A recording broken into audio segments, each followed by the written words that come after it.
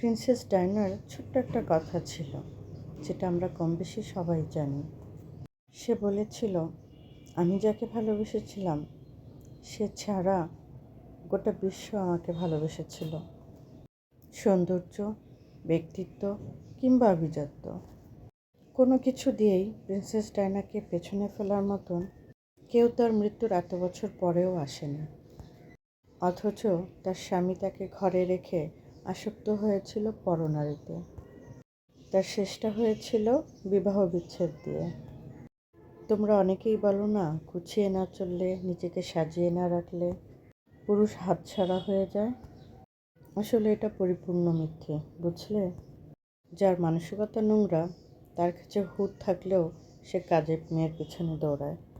আর যার মানসিকতা পরিষ্কার সে দিনের পর দিন শত শত সুন্দরী নারী উপেক্ষা করে শুধুমাত্র নিজের স্ত্রীর কথা ভেবে।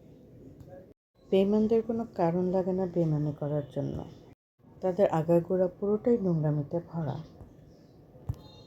তাদের কাছ থেকে ভালো কিছু আশা করাটাই ভুল।